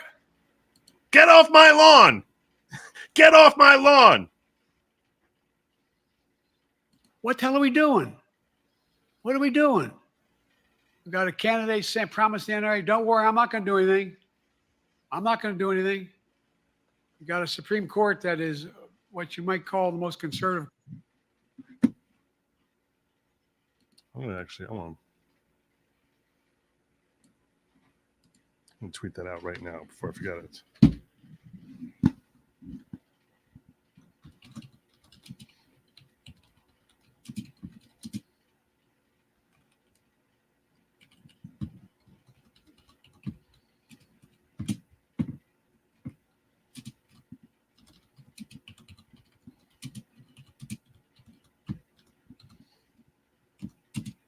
Am I spelling forceps right? Is there a T? Someone let me know if there's a T.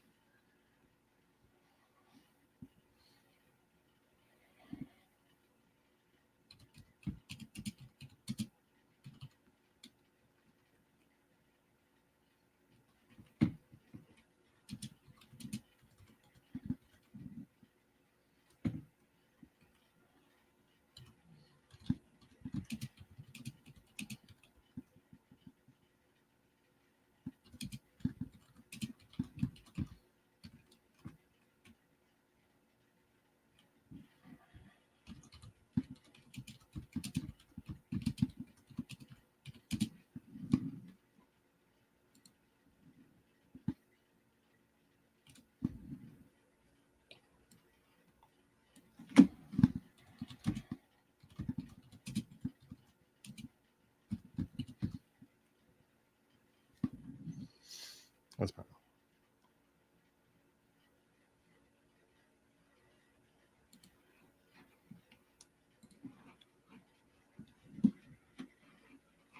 Go. Court in American history.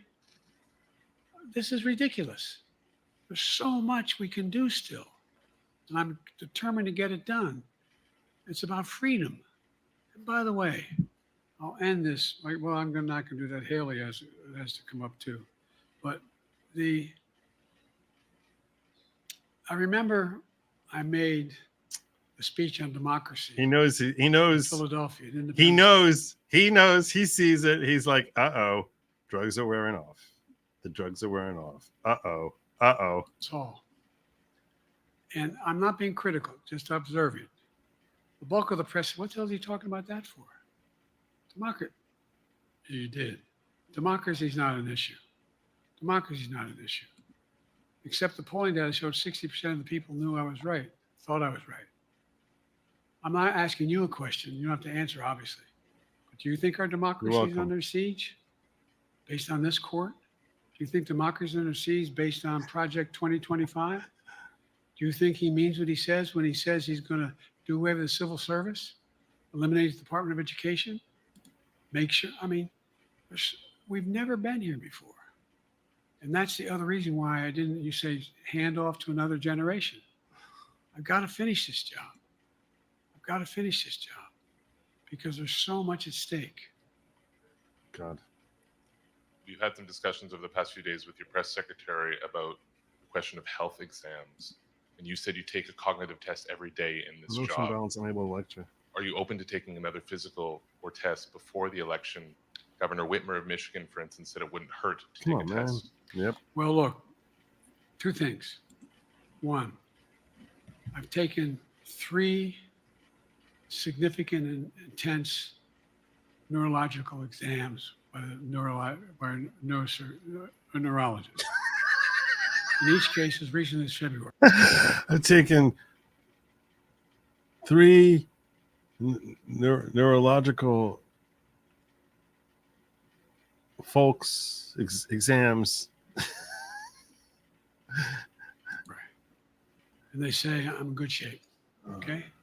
Although It's like I the do 16 have economists. a problem with my left foot because it's not as sensitive because I broke my foot and didn't wear the boot. But oh, they gave him that to stick in there, so that's why he looks like that's why he that's why that's why he's suffering. He looks like he's suffering from leprosy on his feet when Joe Biden's trying to help him off the stage. That's why, because he didn't wear a boot on his foot. That's why. Yeah, but I'm good. Totally good. I'm tested good. every single day. Trust him, On Democrats. my neurological capacity, the decisions I make every day. He's good to go. He's good to go. Trust him. Talk to my staff. All of you talk to my staff. Trust him. He's Sometimes good. my staff wouldn't lie talks to a you. lot. But the fact of the matter is, I don't think you have them telling Destroyed them. you that all the Destroyed major them. ideas we've undertaken haven't been in part initiated by The general Democrat policies harm the very people they're aiming to help far more than they help them. It's not just that they harm other people. The people they're purporting to help are the ones who are most damaged by Democrat policies. I remember with the staff, I said, I'm going to go to South Korea. We're going to get the chip. What are you doing? I'm going to get. What's he rambling about now? Japan Hold on a second. I want to see if I can make out of this sentence sundowning. Neurological exams by a Mhm. neurologist. Mm-hmm. Okay. In each case, as recently as February. And they say I'm in good shape. Uh-huh. Okay. They say in February I'm in Although good I shape. do have a little problem with my left foot because it's not as sensitive because I broke my foot and didn't wear the boot. Mm-hmm. But Mm-hmm. I'm good. I think it's totally good. I'm tested every single day. Every day I'm On my tested. Neurological capacity, the decisions I make every day. Sure. Talk to my staff. All of you talk to my staff. Tested every day. Sometimes my staff talks a lot. But the fact of the matter is, Mm-hmm. I don't Finish this think you sentence. have them telling you that all the major ideas we've undertaken haven't been in part initiated by me. I remember with the staff, I said, I'm going to go to South Korea. We're going to get the chip. What are you doing? I'm going to get Japan and Korea back together again after essentially having hostilities toward one another since the end of World War II. That's the chip? I'm What? going to move and see that we can expand it. You know, only thing. And they're like, and they're sitting there shocked because they can't figure out what I'm trying to say either. They're shocked. They're like, really? Really? Yeah, I'm gonna go get the South Korea, the chip, and get Korea with Japan, because They don't like each other, and with the chip and everything. So why are you questioning my neurological stuff? Age is help you with it. Creates a little bit of wisdom if you pay attention. Oh, And wisdom. so the point I'm making is, I'm going to tell you this: if age improves your wisdom, I mean, he's got more signs of wisdom than anyone I've ever seen. He has more signs of wisdom than anyone I've ever seen. Somehow, it's not manifest in anything that comes out of his mouth, but I think it's important that if you give a mouse a cookie, ice cream, well, anyway. if the neurologist tells me he thinks I need another exam, and by the way, I've that's going to break sentence again. Hadn't a thing. You ought to ask Trump for his, okay? Jill Biden is off stage right here with the giant hook cane to just get him now. Get him now. Nobody understands anything he said in the last 5 minutes. Get him now. Get him now, because the whole wind-up doll of drugs that they basically like the old school dolls, who it's like take me to the park. See, he basically has the winding going down, and it's slowing. They're like, oh my God, get him off the stage. Get him off stage. They really need Ryan Seacrest running on out there and just being like, all right, we're going to cut this song short a little early. I laid it all out. And every single day, I'm surrounded by good docs. If they think there's a problem, would they give me drugs? Or even if they don't think it's a problem, they think I should have a neurological exam again, I'll do it. But no one's suggesting that to me now. His hand's shaking And now. I'll ask you another question. No matter what I did, no one's going to be satisfied. Did you have 7 docs? Did you have 2? Who'd you have? Did you do this? How many times did you? So I am not opposed. If my doctors tell me I should have another neurological exam, I'll do it. But that's where I am. Haley Bull, Scripps. Thank you, Mr. President. You said you're making decisions on a day-to-day basis when it comes to support for Ukraine. Does that mean you have not closed the door on further considering lifting restrictions for U.S. made? Look at his face. That's the face of drugs that wore off. That's the face of the drugs that wore off. Oh my gosh. And the final question comes out. Another one wants to know about stupid Ukraine. Thank you for asking another idiotic question about Ukraine. Don't ask about illegal aliens coming across our border. No. Don't ask about the fact that the middle class, who he's trying to help, which means good luck, you're really screwed now, have faced inflation that they can't, that their bills around the kitchen table are 3 times what they were 2 years ago. No. Let's ask about Ukraine. We need more questions about Ukraine. That's what Americans really care about, Ukraine. Weapons inside Russia. And if I may, your convention is coming up where your delegates are pledged to make you the official nominee. If they have second thoughts, are they free to vote their conscience? Obviously, they're free to do whatever they want, but I got overwhelming support. Overwhelming support. I won, I forget how many votes I won in the primary. Overwhelming. And so tomorrow, if all of a sudden I show up at the convention, everybody says, we want somebody else, that's the democratic process. It's not going to happen. It's not going to happen. That's right. Sure. Look. Here comes creepy old man. I'll end this with this. I served in the Senate a long time. You don't say. I understand the impetus of candidates running for local office. The impetus of whether candidates they running for think what does that mean? Top if they can help them or not. In my state of Delaware, which was a very, at least a purple, it was a red state when I started, in terms of where you now talk red and blue. I don't recall most of the Democratic presidents winning my state. What do you recall? When I was a candidate. The truth of the matter is I understand the self-interest of every candidate. If they think that, running with Biden at the top is going to hurt them, then they're going to run away. Look at his face now at this point. How much time is left here? I don't want to lose my spot. 9:38 or so, 9:56 around there. Okay. Look at his voice now compared to his voice over here. For decades to come, every American must ask herself or himself. That's what you say sundowning. Even here. Time, for example, if I'm reelected, we're going to make sure that rents are kept at 5% increase of corporate rents for apartments and the like and homes. But he starts so strong. To 5%. We're going to make a lot of changes that I've been talking about because we're going to Earn. something to that effect.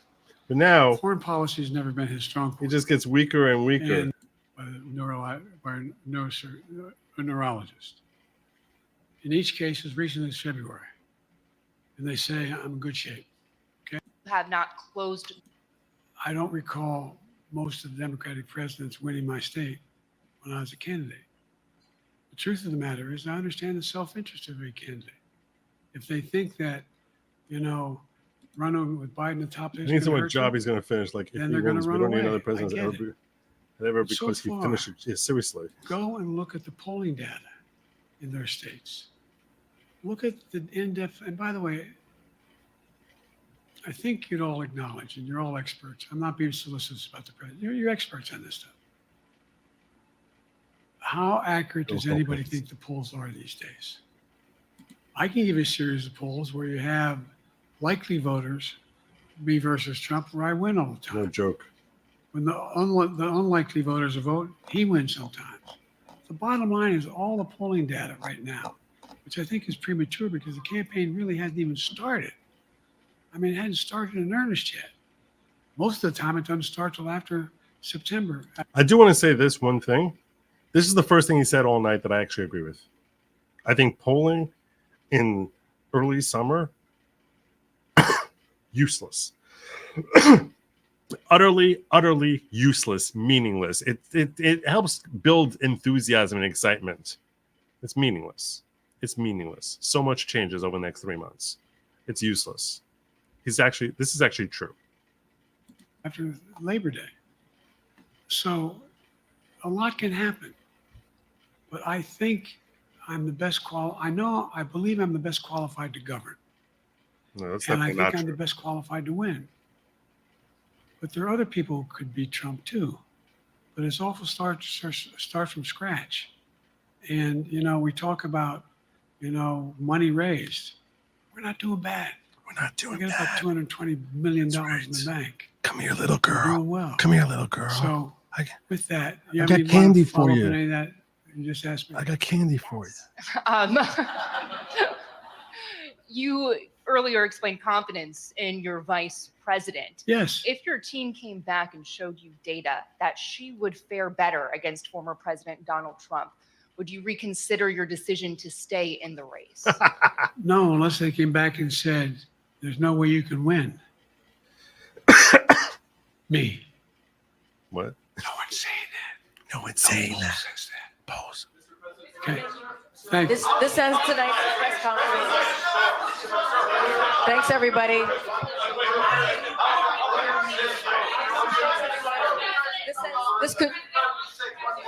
This concludes.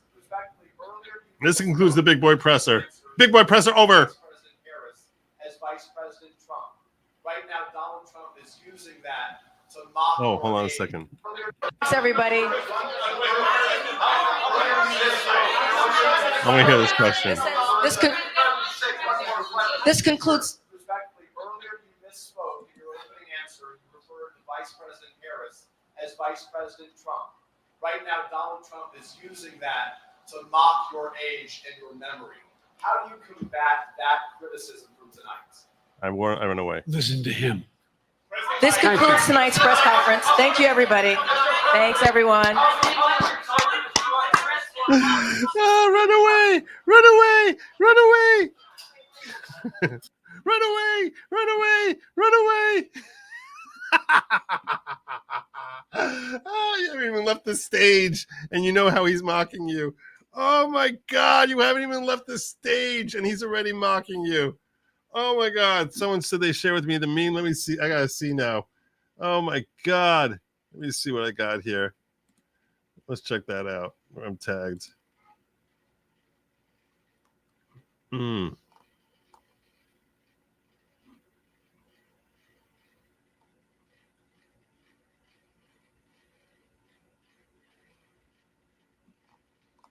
Where are you?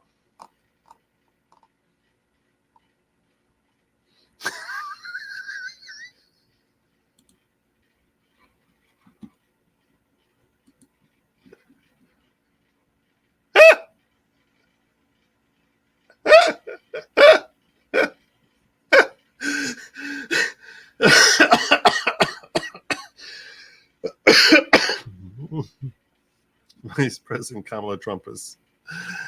Oh my God. The internet is a nasty place. It's a nasty place, the internet. The internet is a nasty place. Oh my God. What's funny is she probably wears his suits too. Oh. All right. That was great. Well, I'm going to wrap it up we're wrapping it up. This is tonight's show. I'm not going to be streaming tonight. Just letting you all know. I normally stream at 10 o'clock. If you're new here, I normally stream at 10 o'clock at night or thereabouts. I'm not going to be streaming tonight. I actually have to tomorrow morning, my party for my grandson. So I'm not going to be. So I need to sort of wrap up because that's early in the morning. So I need to wrap up over here. I thank you all for joining me. I do plan on streaming Saturday night. Last couple of Saturday nights I have not streamed.